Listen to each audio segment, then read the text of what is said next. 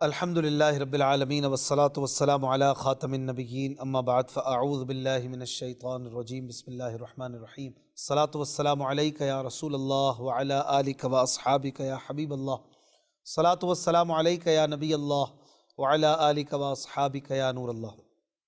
مدنی channel کے ناظرین، آپ دیکھ رہے ہیں پروگرام قرآن پاک ترجمہ و تفسیر کے ساتھ۔ الحمدللہ سورہ انعام کا درس جاری ہے۔ آیت نمبر 130 تک ہم نے قرآن کے مضامین کو سن لیا ہے۔ اللہ پاک قرآن کے حق کو حق جاننے، اس پر عمل کرنے، باطل کو باطل سمجھنے اور اس سے بچنے کی توفیق عطا فرمائے۔ نبی کریم صلی اللہ علیہ وآلہ وسلم کا فرمان عالی شان ہے، جو مجھ پر ایک بار درود پڑھتا ہے اللہ پاک اس پر 10 رحمتیں بھیجتا ہے۔ صلو علی الحبیب صلی اللہ علی محمد صلی اللہ علیہ وآلہ وسلم۔ ناظرین کرام، آج کا درس ہم آیت نمبر 131 سورہ انعام سے آغاز کریں گے۔ اعوذ باللہ من الشیطان الرجیم بسم اللہ الرحمن الرحیم۔ ذالک ان لم یکن ربک مہلک القری بظلم واہلها غافلون۔ یہ اس لیے ہے کہ تیرا رب بستیوں کو ظلم سے تباہ نہیں کرتا جبکہ ان کے لوگ بے خبر ہوں۔ ناظرین اکرام، ذالکہ، یہ ذالکہ کا معنی ہوتا ہے یہ۔ اس سے کیا مراد ہے؟ تو تفسیر خازن، تفسیر بغوی، تفسیر کبیر بیضاوی، البحر المحیط، تفسیر مدارک، تفسیر جلالین، تفسیر روح البیان، تفسیر روح المعانی، ان ساری کتابوں میں ذالکہ کا کیا معنی ہے؟ ان سب مفسرین نے فرمایا کہ اس اشارے سے مراد ہے رسولوں کا بھیجنا اور ان کا کفار کو اللہ کے عذاب سے ڈرانا، یہ اس سے مراد ہے۔ تفسیر خازن میں اسے جمہور مفسرین کا قول قرار دیا گیا اور اسے ہی درست ترین کہا گیا۔ تفسیر البحر المحیط میں اس کے علاوہ اور 2 قول بھی مذکور ہیں کہ یہاں پر جو اشارہ ہے ذالکہ سے، وہ پچھلی آیت میں جو سوال ہوا اس کی طرف ہے، اور ایک اور قول بھی ہے کہ اس اشارے سے مراد کفار کا جھٹلانا اور گناہوں میں مبتلا ہونا ہے۔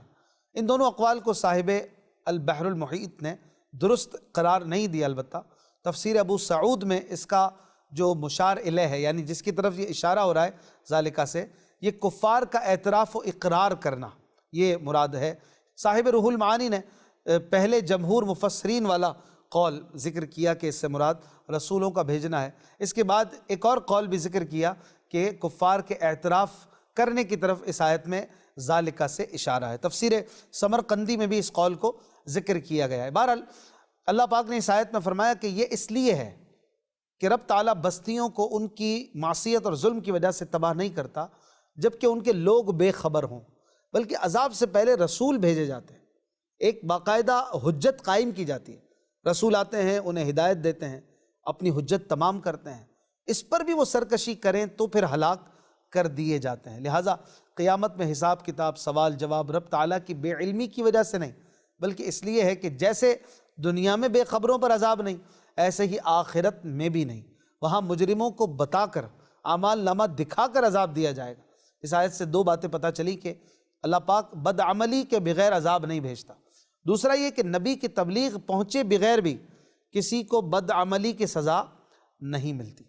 اگلی آیت میں اللہ پاک فرماتا ہے وَلِكُلٍّ دَرَجَاتٌ مِّمَّا عَمِلُوا وَمَا رَبُّكَ بِغَافِلٍ عَمَّا يَعْمَلُونَ۔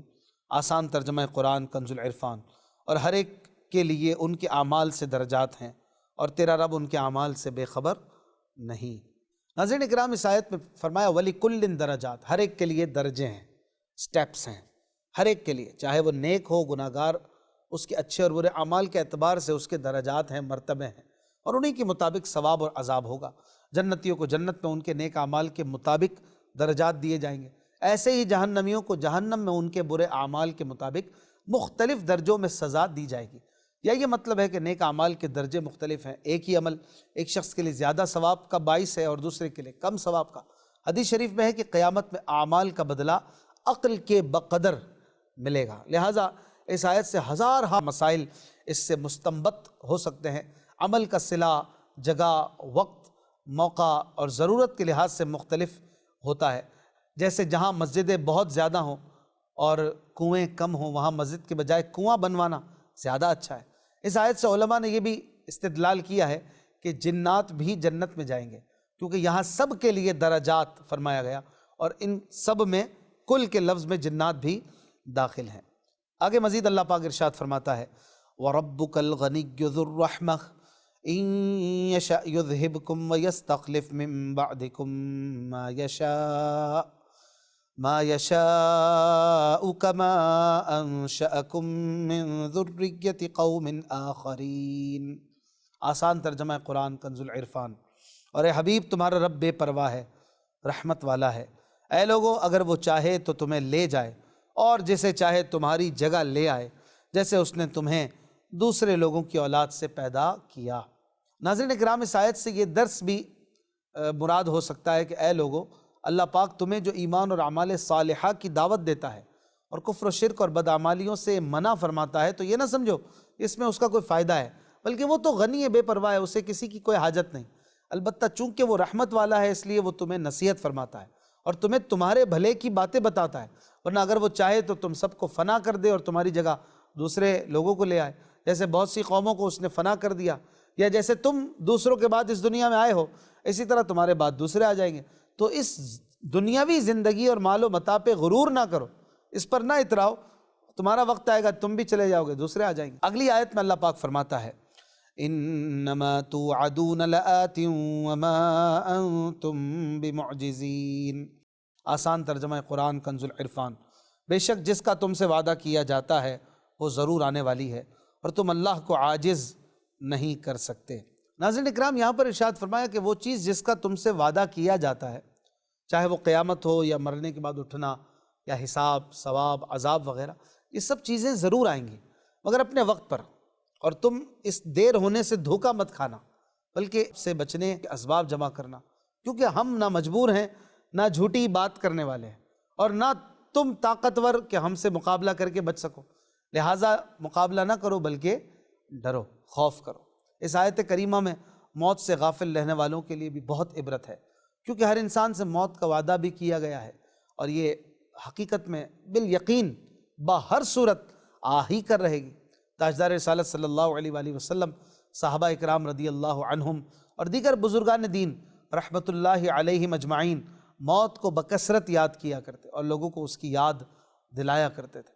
چنانچہ حضرت ابو سعید خدری رضی اللہ عنہ سے روایت ہے، رسول کریم صلی اللہ علیہ وآلہ وسلم نے فرمایا جب میں اپنی آنکھیں جھپکتا ہوں تو مجھے یہ گمان ہوتا ہے کہ میری پلکیں ملنے سے پہلے میری روح قبض کر لی جائے گی۔ میں جب نظر اٹھاتا ہوں تو مجھے لگتا ہے کہ نظر نیچی کرنے سے پہلے میرا انتقال ہو جائے گا۔ میں جب کوئی لقمہ منہ میں ڈالتا ہوں تو مجھے محسوس ہوتا ہے کہ یہ لقمہ گلے سے اترتے وقت میرے لیے موت کا سبب بن جائے گا۔ اے آدم کی اولاد، اگر تم عقل رکھتے ہو تو اپنے آپ کو مردوں میں شمار کرو، اس ذات کی قسم جس کے قبضہ قدرت میں میری جان ہے، انما توعدون لآت وما انتم بمعجزین، بے شک جس کا تم سے وعدہ کیا جاتا ہے وہ ضرور آنے والی ہے اور تم اللہ پاک کو عاجز نہیں کر سکتے۔ حضرت ابوبکر صدیق رضی اللہ عنہ اپنے خطبے میں ارشاد فرمایا کرتے تھے کہ کہاں گئے وہ لوگ جن کے چہرے خوبصورت تھے اور چمکتے تھے اور وہ اپنی جوانیوں پر فخر کرتے تھے؟ کہاں ہیں وہ بادشاہ جنہوں نے شہر تعمیر کیے اور ان کے گرد دیواریں بنا کر ان کو محفوظ کیا؟ کہاں ہیں وہ جو لڑائی کے میدان میں غالب آتے تھے؟ زمانے نے انہیں کمزور اور ذلیل کر دیا اور وہ قبروں کی تاریکیوں میں چلے گئے۔ جلدی جلدی کرو اور نجات تلاش کرو، نجات تلاش کرو۔ حضرت سمیت رحمت اللہ علیہ فرماتے ہیں، اے اپنی طویل صحت پر دھوکے میں مبتلا شخص، کیا تو نے کسی کو بیماری کے بغیر مرتے ہوئے نہیں دیکھا؟ اے وہ شخص جو طویل مہلت کی وجہ سے دھوکے میں ہے، کیا تو نے کسی کو سامان کے بغیر گرفتار نہیں دیکھا؟ اگر تو اپنی عمر کی طوالت کے بارے میں سوچے تو سابقہ لذتیں بھول جائے۔ تم لوگ صحت کے دھوکے میں ہو یا عافیت کے دھوکے میں زیادہ دن گزارنے پر اکڑتے ہو، یا موت سے بے خوف ہو یا موت کے فرشتے پر تمہیں جرت ہے؟ بے شک جب موت کا فرشتہ آئے گا تو تمہاری مالی ثروت اور تمہاری جماعت تمہیں نہیں بچا سکے گی۔ کیا تم نہیں جانتے کہ موت کی گھڑی سختیوں اور ندامت کی گھڑی ہے؟ اللہ پاک اس بندے پر رحم فرمائے جو موت کے بعد کے لیے عمل کرتا ہے۔ اللہ تعالیٰ اس بندے پر رحم فرمائے جو موت کے آنے سے پہلے اپنے نفس کو ترس کی نگاہ سے دیکھے۔ اگلی آیت میں اللہ پاک فرماتا ہے، قُلْ يَا قَوْمِ اعْمَلُوا عَلَى مَكَانَتِكُمْ إِنِّي عَامِلٌ فَسَوْفَ تَعْلَمُونَ مَن تَكُونُ لَهُ عَاقِبَةُ الدَّارِ إِنَّهُ لَا يُفْلِحُ الظَّالِمُونَ۔ آسان ترجمہ قرآن کنز العرفان۔ تم فرماؤ اے میری قوم تم اپنی جگہ پر عمل کرتے رہو، میں اپنا کام کرتا ہوں، تو عن قریب تم جان لوگے کہ آخرت کے گھر کا اچھا انجام کس کے لیے ہے، بے شک ظالم فلاح نہیں پاتے۔ ناظرین اکرام، اس آیت میں فرمایا تم اپنی جگہ پر عمل کرتے رہو، یعنی اے حبیب صلی اللہ علیہ وآلہ وسلم آپ کفار مکہ سے کہہ دیں کہ تم اپنی مرضی سے وہی اعمال کرتے رہو جو کر رہے ہو، اور اپنی کفر و سرکشی پہ قائم رہو، جبکہ میں تمہاری طرف سے پہنچنے والی اذیتوں پر صبر کر کے اسلام پر قائم رہ کر نیک اعمال پر ہمیشگی اختیار کر کے اپنا کام کرتا ہوں۔ تو عن قریب تمہیں پتہ چل جائے گا کہ آخرت کے گھر کا اچھا انجام کس کے لیے ہے۔ بے شک اللہ پاک کے ساتھ کفر و شرک کرنے والا نجات نہیں پاتا، فلاح نہیں پاتا۔ تو یاد رہے اس آیت میں جو فرمایا کہ تم اپنی جگہ یہ عمل کرتے رہو، اس میں کوئی اجازت نہیں ہے کفر کی یا گناہ کی، بلکہ یہ ایک طرح کا انداز ہے کسی کو ڈانٹنے کا، غضب کا انداز۔ جیسے کہ ایک اور مقام پر سورہ کہف میں اللہ پاک نے فرمایا کہ فمن شاء فلیؤمن ومن شاء فلیکفر، جو چاہے ایمان لائے، جو چاہے کفر کرے۔ اس کا یہ مطلب نہیں کہ اب کفر کرنے کی اللہ نے اجازت دی۔ یہاں بھی جو فرمایا گیا کہ عن قریب تم جان لوگے کہ آخرت کے گھر کا انجام کس کے لیے ہے، اچھا انجام، اس سے مراد یہ ہے کہ اگرچہ آج بھی فیصلہ ہو چکا کہ مومن جنتی ہے اور کافر دوزخی، لیکن چشم دید فیصلہ قیامت میں ہوگا یا عذاب آتے وقت ہوگا۔ اللہ پاک ہمارے لیے عافیت والا فیصلہ فرمائے۔ اگلی آیت میں اللہ پاک فرماتا ہے وَجَعَلُوا لِلَّهِ مِمَّا ذَرَأَ مِنَ الْحَرْثِ وَالْأَنْعَامِ نَصِيبًا فَقَالُوا هَذَا لِلَّهِ بِزَعْمِهِمْ وَهَذَا لِشُرَكَائِنَا فَمَا كَانَ لِشُرَكَائِهِمْ فَلَا يَصِلُ إِلَى اللَّهِ وَمَا كَانَ لِلَّهِ فَهُوَ يَصِلُ إِلَى شُرَكَائِهِمْ سَاءَ مَا يَحْكُمُونَ۔ آسان ترجمہ قرآن کنز العرفان۔ اور اللہ نے جو کھیتی اور مویشی پیدا کیے ہیں، یہ مشرک ان میں سے ایک حصہ اللہ کے لیے قرار دیتے ہیں، پھر اپنے گمان سے کہتے ہیں کہ یہ حصہ تو اللہ کے لیے ہے اور یہ ہمارے شریکوں کے لیے، تو جو ان کے شریکوں کے لیے ہے وہ اللہ تک نہیں پہنچتا، اور جو اللہ کا حصہ ہے، جو اللہ کے لیے ہے، وہ ان کے شریکوں کو پہنچ جاتا ہے۔ کتنا برا یہ فیصلہ کرتے ہیں۔ ناظرین اکرام، کفار عرب اللہ پاک کو بڑا معبود اور جو دوسرے ان کے ہاتھوں کے بنائے ہوئے پتھر وغیرہ تھے، ان کو یہ چھوٹا معبود سمجھ کر دونوں کی بدنی اور مالی عبادت کیا کرتے تھے۔ یہاں ان کی اس مالی پوجا کا ذکر ہو رہا ہے۔ چنانچہ زمانہ جاہلیت میں مشرکین کا طریقہ یہ تھا کہ وہ اپنی کھیتی اور درختوں کے پھل اور چوپایوں اور تمام مالوں میں سے ایک حصہ اللہ کے لیے مقرر کرتے تھے اور ایک حصہ اپنے باطل معبودوں کے لیے۔ تو جو حصہ اللہ پاک کے لیے مقرر کرتے اسے مہمانوں مسکینوں پر صرف کر دیتے، اور جو اپنے باطل معبودوں کے لیے مقرر کرتے تھے وہ خاص ان معبودوں کے خادموں پر صرف کرتے، اور جو اللہ کا حصہ ہوتا اس میں سے کچھ اپنے باطل معبودوں والے حصے میں بھی مل جاتا تھا، اسے چھوڑ بھی دیتے تھے، اور اگر اپنے باطل معبودوں والا حصہ اس میں سے کچھ اللہ کے حصے میں مقرر کردہ حصے میں مل جاتا تو اس کو نکال کر پھر واپس اپنے باطل معبودوں کے حصے میں شامل کر دیتے۔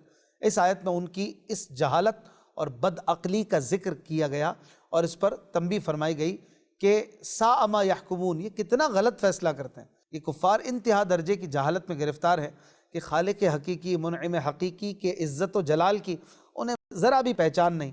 ان کی عقل کا فساد اس حد تک پہنچ چکا ہے کہ انہوں نے بے جان پتھروں کی تصویروں کو کارساز عالم کے برابر کر دیا، اور جیسا اس خالق و مالک کے لیے حصہ مقرر کیا ایسا ہی ان اپنے باطل خداؤں کے لیے کر دیا۔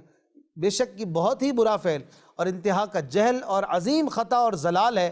اور اگلی آیت میں ان کے جہل اور ضلالت کی ایک اور حالت کا ذکر کرتے ہوئے فرماتا ہے وَكَذَلِكَ زَيَّنَ لِكَثِيرٍ مِّنَ الْمُشْرِكِينَ قَتْلَ أَوْلَادِهِمْ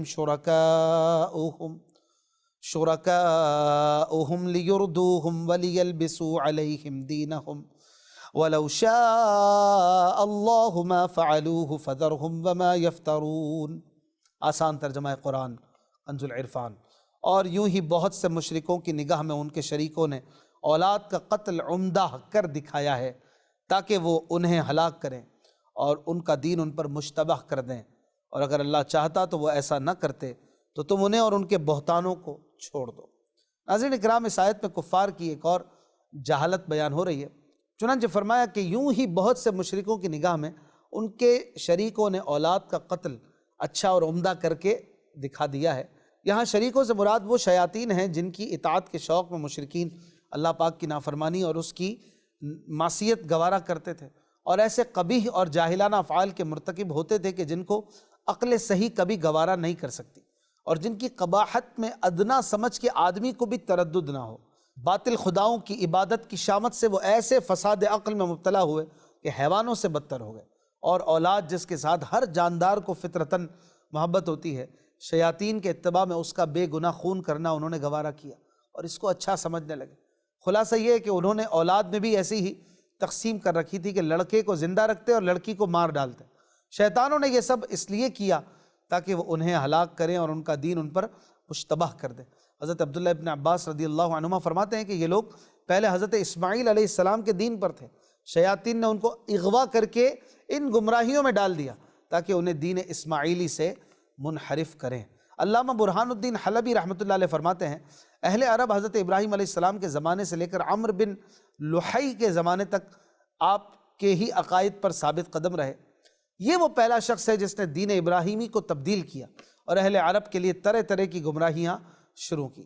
شرک کے بانی عمرو بن لحی نے اہل عرب میں شرک اس طرح پھیلایا کہ مقام بلقا سے باطل خداؤں کے مجسمے لا کر مکے میں نصب کیے اور لوگوں کو ان کی پوجا اور تعظیم کرنے کی دعوت دی۔ قبیلہ ثقیف کا ایک شخص لات جب مر گیا تو عمر نے اس کے قبیلے والوں سے کہا یہ مرا نہیں بلکہ اس پتھر میں چلا گیا ہے، پھر انہیں اس پتھر کی پوجا کرنے کی دعوت دی۔ اسی عمر نے سائبہ اور بحیرہ کی بدعت ایجاد کی اور تلبیہ میں اللہ پاک کے ساتھ باطل خداؤں کا نام بھی شامل کیا۔ یہ شخص دین میں جس نئی بات کا آغاز کرتا لوگ اسے دین سمجھ لیتے تھے۔ اس کی وجہ یہ تھی کہ وہ موسم حج میں لوگوں کو کھانا کھلایا کرتا، انہیں لباس پہنایا کرتا، اور بسا اوقات موسم حج میں 10,000 اونٹ ذبح کرتا اور 10,000 نادار لوگوں کو لباس پہناتا۔ تو اس کا یہ امپریشن پھر پڑتا تھا کہ یہ جو بولتا تھا لوگ ماننے لگتے تھے۔ مرنے کے بعد اس کا بہت ہی دردناک انجام ہوا۔ حضرت ابو ہریرہ رضی اللہ عنہ سے روایت ہے کہ تاجدار رسالت صلی اللہ علیہ وآلہ وسلم نے ارشاد فرمایا میں نے عمرو بن عامر بن لحی خزاعی کو دیکھا کہ وہ جہنم میں اپنی آنتیں کھینچ رہا ہے۔ اللہ اکبر، اللہ تعالیٰ محفوظ رکھے ہمیں عذاب جہنم سے۔ مزید اس آیت میں فرمایا کہ وَلَوْ شَاءَ اللہ، اور اگر اللہ چاہتا۔ خیال رہے کہ دنیا میں جو کچھ ہو رہا ہے اللہ پاک کے ارادے سے ہو رہا ہے۔ جو کچھ بندہ اپنے اختیار سے کرنا چاہتا ہے اللہ تعالیٰ اپنے ارادے سے اس فعل کو پیدا فرما دیتا ہے۔ تو یوں فعل آدمی کے اختیار سے ہوتا ہے، لیکن یہ یاد رہے کہ اللہ پاک صرف نیکیوں سے راضی ہوتا ہے، برائیوں سے راضی نہیں ہوتا۔ لہٰذا اس آیت پر کوئی سوال، کوئی اعتراض نہیں بنتا۔ اگلی آیت میں اللہ پاک ارشاد فرماتا ہے وَقَالُوا هَذِهِ أَنْعَامٌ وَحَرْثٌ حِجْرٌ لَا يَطْعَمُهَا إِلَّا مَن نَّشَاءُ بِزَعْمِهِمْ وَأَنْعَامٌ حُرِّمَتْ ظُهُورُهَا وَأَنْعَامٌ لَا يَذْكُرُونَ اسْمَ اللَّهِ عَلَيْهَا افْتِرَاءً عَلَيْهِ سَيَجْزِيهِمْ بِمَا كَانُوا يَفْتَرُونَ۔ آسان ترجمہ قرآن کنز العرفان۔ اور مشرک اپنے خیال سے کہتے ہیں یہ مویشی اور کھیتی ممنوع ہے، اسے وہی کھائے جسے ہم چاہیں، اور کچھ مویشی ایسے ہیں جن کی پیٹھوں پر سواری کو حرام کر دیا گیا، اور کچھ مویشی وہ ہیں جن کے ذبح پر اللہ کا نام نہیں لیتے۔ یہ باتیں اللہ پر جھوٹ باندھتے ہوئے کہتے ہیں، ان قریب وہ انہیں ان کے بہتانوں کا بدلہ دے گا۔ ناظرین کرام، مشرکین اپنے بعض مویشیوں اور کھیتیوں کو اپنے باطل خداؤں کے ساتھ نامزد کر کے اپنے زعم میں یہ کہنے لگے کہ ان مویشیوں اور کھیتیوں سے فائدہ اٹھانا اب منع ہے، اسے وہی کھائے گا جسے ہم چاہیں گے۔ چنانچہ وہ ان کے باطل خداؤں کے نام پر چھوڑی ہوئی پیداوار اور اپنے باطل معبودوں کے ساتھ نامزد کیے ہوئے جانوروں میں سے پجاریوں اور خدام وغیرہ جو ان باطل خداؤں کی دیکھ بھال کرتے تھے، صاف صفائی کرتے تھے، ان کو دیا کرتے تھے۔ پھر مزید آیت میں فرمایا کہ وَأَنْعَامٌ حُرِّمَتْ ظُهُورُهَا، کچھ مویشی ایسے ہیں جن پر سواری کو انہوں نے حرام کیا ہوا ہے۔ یہ بھی ایک ان کی بدعملی تھی کہ ایک تو یہ اپنے بعض کھیتوں کو اپنے باطل خداؤں کے نام پر یوں وقف کر دیتے تھے کہ اس کی پیداوار صرف مرد کھائیں، عورتیں نہ کھائیں، اور وہ آمدنی صرف وہ کھائیں جو ان باطل خداؤں کے خدام وغیرہ ہیں۔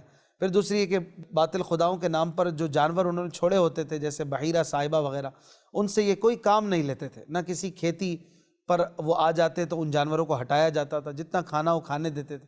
تو یہ دونوں کام شرک ہیں، مگر ان چیزوں کا کھانا حرام نہیں۔